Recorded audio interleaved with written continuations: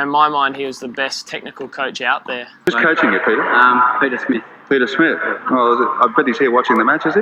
Yeah, I think he's up in the president box somewhere. Is that right? Well, he ought to be very pleased with the job he's done, and I think you ought to be very pleased with the way you played today. And as you said, the best match in your life. Yeah, well, I first started out with Peter when I would have been about 6 years old, so went about a long way. I had Sunday morning coaching every Sunday for as long as I can ever remember, and he was tough on me, I guess, in certain areas, but we had a lot of fun at the same time, and in my mind, he was the best technical coach out there. Well, I think my technique's always been very sound from a young age, so it's been very easy for me just to develop as a player because I've had such a strong base from the start, and obviously Peter had a lot to do with that. Obviously, I had a little bit of talent on my side, but Peter had to try and work with that as much as possible. And I think my two-handed backhand was always one of my main strengths, and I think that was something that Peter had a lot to do with. I think we're both perfectionists in a lot of ways. And I think he always wanted to see the best out of his pupils. He wanted to see them improving and becoming better players. And me as a player, I wanted to keep improving and try and reach my goals. And I was always on the phone to Peter.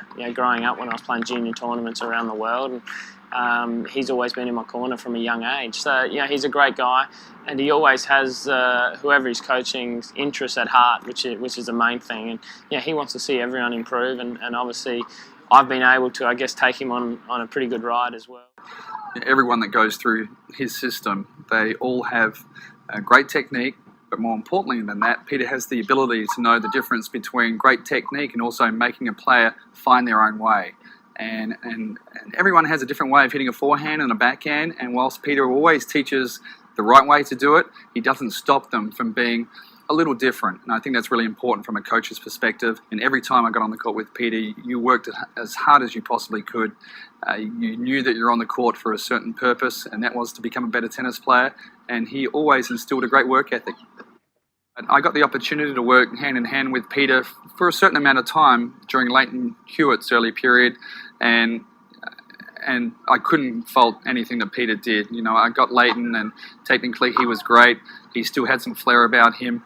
He worked extremely hard, and the type of person Lleyton Hewitt is, and a lot of those qualities were instilled in him from Peter Smith. So it made my job much easier getting the Lleyton Hewitt that I did than if there were a lot of deficiencies in his game.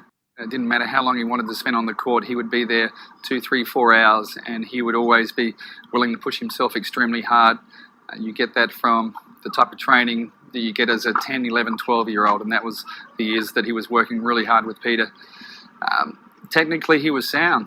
Nothing wrong with his game at all. He's only a little guy, so certainly working on his serve was a big aspect of that.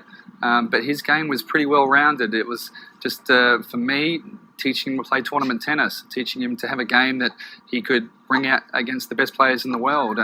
And from a technical point, and from a flair point, and from a work ethic point, Peter did a great job.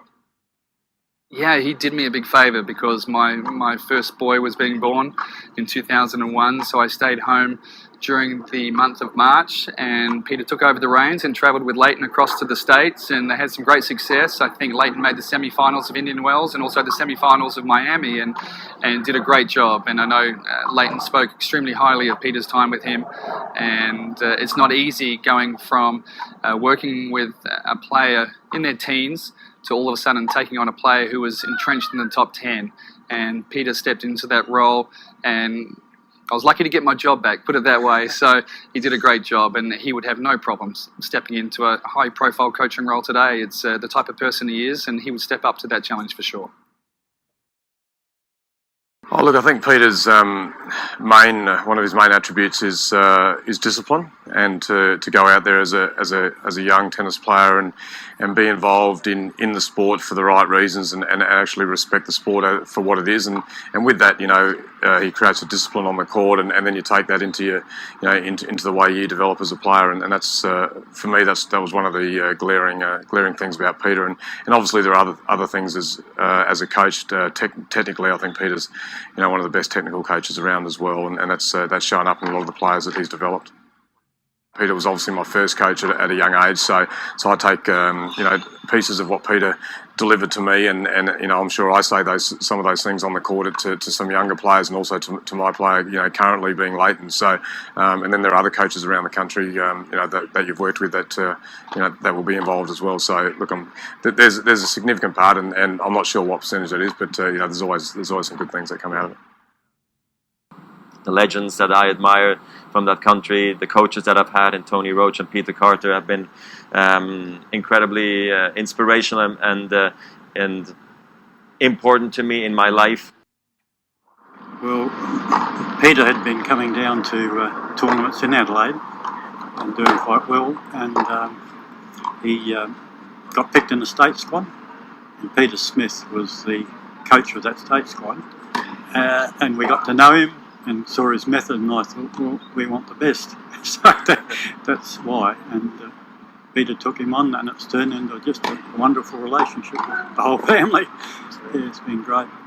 I enjoyed it, because I could see such progress developing, so it was great time. The two Peters, right from the start, really clicked. They seemed to get on so well with each other, and it just helped so much, I think, and Peter just was so keen to learn, so yeah, amazing. And of course Peter and Bronwyn, they had three young boys as well, and they got on very well together. They took on a big contract. Well, there was an enormous impact. I mean, Peter was doing pretty well down here in Adelaide anyhow, before he lived with them, but when he could hit more often with Peter, and his game just blossomed, volleying and the serve, and all of his game just blossomed, and he started beating people that were really beating him, so there's enormous impact. It was quite a day. It was wonderful. He's got match point again, 7-6 Carter. He had a couple of very good wins at that time, which was very exciting for us.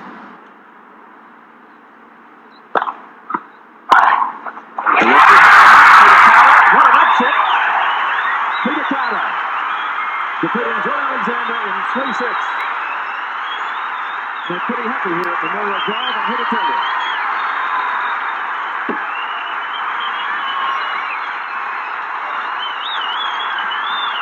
I don't think there'd be a bigger cheer in South Australia who defeated Victoria at Football Park.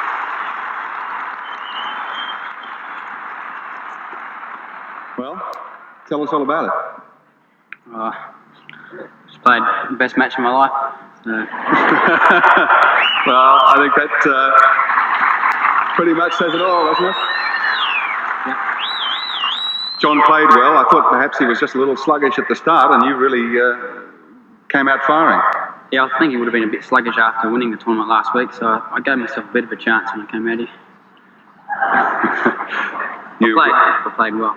Well, I think you hardly made a volleying error. I think you were very strong at the net, and that was about the forte. You moved very well. Yeah, I did. Who's coaching you, Peter? Peter Smith. Peter Smith. Well, I bet he's here watching the match, is he? Yeah, I think he's up in the president box somewhere. Is that right? Well, he ought to be very pleased with the job he's done, and I think you ought to be very pleased with the way you played today. And as you said, the best match in your life. Chris Johnston's your opponent in the next round. Don't take it easy, will you? Oh, no. No, I'll bet you don't. Thanks a lot. Go on. Peter Carter. We were very proud too of what he achieved in the coaching side of it, and I think he really was an understudy to Peter Smith. Saw his method of coaching, and I'm sure he followed a lot of that. And they, the two Peters used to communicate over the phone about their two players, like Roger and Lleyton, and they were, real rivals together. And yet, did they play some doubles together? I think they did play a few doubles matches together. So, yeah. But not only did they talk about tennis, our Peter knew that if he had problems, he could bring Peter Smith, and he done that a lot. So he was only a young guy over in running around the tennis circuit and all the rest, but he used to ring Peter and have talks, and yeah, it was a wonderful relationship they had.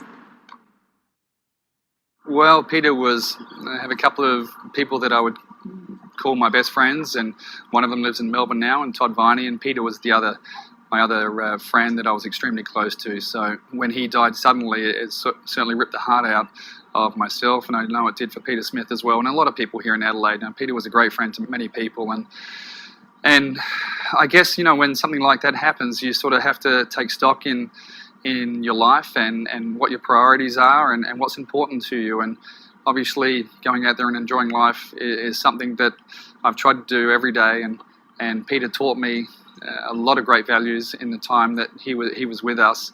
I know that he and Peter Smith were extremely close as well, and he always spoke extremely highly of Peter Smith, and basically Peter was his coach throughout his whole career. So it's tough to bring memories back to that time, but also whenever I do think of karts, it certainly does bring a smile to my face. So they were great days.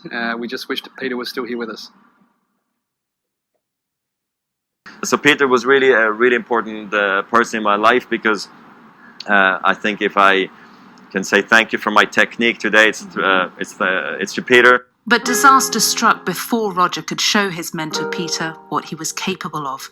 Carter died in a car crash while on honeymoon in South Africa 16 years ago.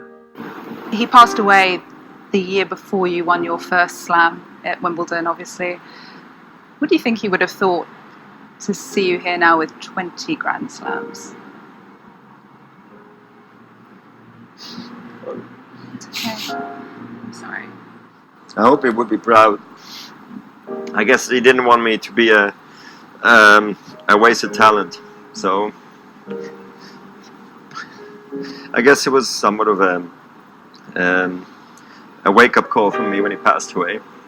And I really started to train hard. Is there anything you'd like to say about him in context of where you're at in your life right now? I think what I would like to say is that I've been incredibly fortunate to having had the right people at the right time, the right coaches at the right time. I mean, sure, you could argue I made those decisions, but I also got lucky along the way.